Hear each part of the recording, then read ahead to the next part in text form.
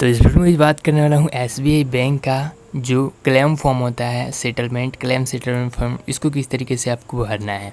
ये form guys आप internet से भी डाउनलोड कर सकते हैं और ये फॉर्म आपको ब्रांच में भी मिल जाएगा। ठीक है, अगर आपको इस तरीके का फॉर्म मिलता है तो किस तरीके से इसको भरना है आपको कंप्लीट गाइड आपको करने वाला हूँ। यहाँ पे देख सकते हैं बोल रहे हैं application for the settlement of claim deceased payment of balance in. तो यहाँ पे ब्रांच पूछ रहे हैं ना, तो यहाँ पे आपको ब्रांच डालना है जिस भी ब्रांच से आप क्लेम कर रहे हैं। मरे हुए व्यक्ति का जिस ब्रांच में खाता है उसका ब्रांच नेम यहाँ पे डालना है। उसके बाद यहाँ पे नाम डालना है। तो नाम आप अपना डालेंगे, आप नॉमिनी हैं तो आप अपना नाम यहाँ पे डालेंगे। उसके बाद अपना एड्रेस डालेंगे, अपना कॉन्टेक्ट नंबर डालेंगे, अपना ईमेल आईडी डालेंगे, अपना यहाँ पे डेट डालेंगे। मरे हुए व्यक्ति का डिटेल्स आपको आगे डालना, मरे हुए व्यक्ति का अकाउंट नंबर भी आपको आगे डालना है। यहाँ पे देख सकते हैं ये सारा डिटेल्स आपको कैपिटल में ही भरना है। मैं यहाँ पे रफली भर रहा हूँ ना, तो यहाँ पे मैं फास्ट भर रहा हूँ और मैं साफ़ सुथरा नहीं भर रहा हूँ। यहाँ पे मैं ग्राम प्लस पोस्ट पचफेरा डाला हूँ। आपका जो एड्रेस होता है वो एड्रेस यहाँ पे डालना है एड्रेस के जगह पे। उसके बाद आपको मरे हुए व्यक्ति का अकाउंट नंबर यहाँ पे डालना है, उसकी पासबुक देके या फिर उसके आधार कार्ड आईडी देके। ठीक है, मेरा मरे हुए व्यक्ति का नाम मन्नू गुप्ता है तो मैं यहाँ पे मन्नू गुप्ता डाल रहा हूँ। और यहाँ पे एक्सपायर ऑन मतलब कब वो डेथ हुआ उनका, तो यहाँ पे उसका डेट डालना है। ठीक है, उसके बाद हमें बोल रहा है I you advise that Shrimati Shri Kumar. तो यहाँ पे अगर वो श्री है तो श्री डाल सकते हैं, श्रीमती है तो श्रीमती पे साइन टिक कर सकते हैं, कुमार है तो कुमार पे आप साइन टिक करेंगे। उसके बाद यहाँ पे फिर से मैं वही मरे हुए व्यक्ति का यहाँ पे नाम डाला हूँ। ठीक है, उसके बाद यहाँ बोल रहा है एक्सपायर ऑन, तो वहीं आपको डाल देना है। डेथ डे यहाँ पे डाल देना हूँ। 2 नंबर में पूछ रहा है श्री श्रीमती कुमार, तो कुमार है मेरा मरे हुए व्यक्ति जो है वो कुमार है, तो मान लीजिए मैं कुमार पे साइन टिक करूँगा। श्री है तो श्री पे आप साइन टिक करेंगे और मरे हुए व्यक्ति का यहाँ पे नाम डालेंगे।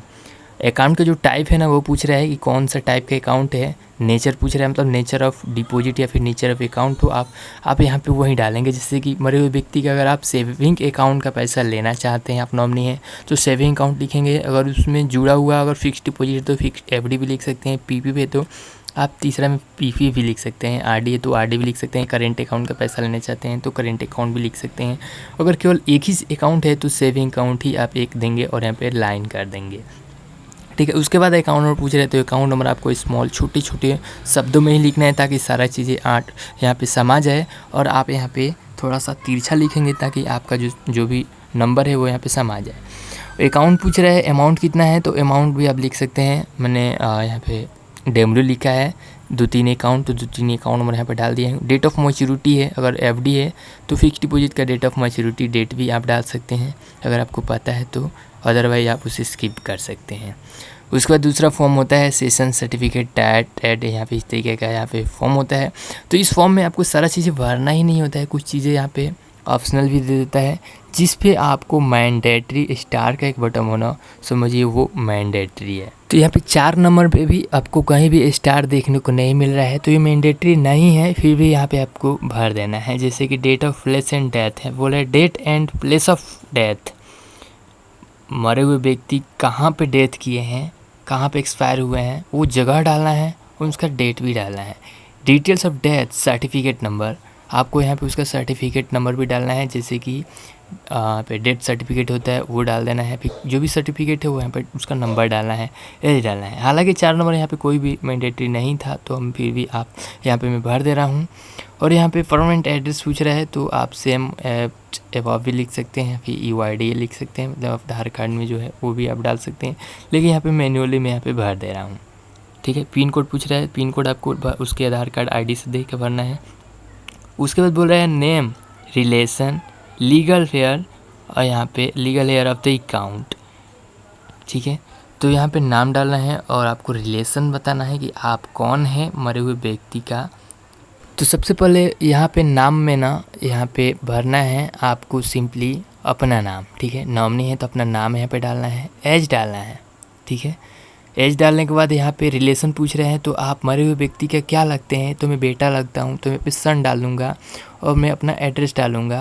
और यहाँ पे 3-4 नॉमिनी का नाम डालने के लिए इसलिए ऑप्शन दे रहा है कि जब भी आप यहाँ पे नॉमिनेशन करते हैं ना, नॉमिनी नाम देते हैं अकाउंट में, तो यहाँ पे 2-3 आदमी का देने का ऑप्शन देता है कि 10% इस नॉमिनी को पैसा देना है, 50% इस नॉमिनी को देना है। लेकिन यहाँ पे 100% नॉमिनी मैं ही हूँ, 100% नॉमिनी मैं ही हूँ, तो यहाँ पे अपना नाम डाल के लाइन खींच दूंगा। उसके बाद नेक्स्ट फॉर्म यहाँ पे बोल रहा है कि यहाँ पे 5 नंबर में श्री और श्रीमती कुमार, यहाँ पे आपको एक ऐसे गवाह का नाम डालना है जो आपकी फैमिली को, आपके मरे हुए व्यक्ति को पिछले यहाँ पे 2-3 साल से जानता हो। मेरा गवाह 15 साल से मेरे को जानता है, मेरे मरे हुए व्यक्ति को जानता है, तो मैं 15 ईयर्स डाल दे रहा हूँ, ठीक है।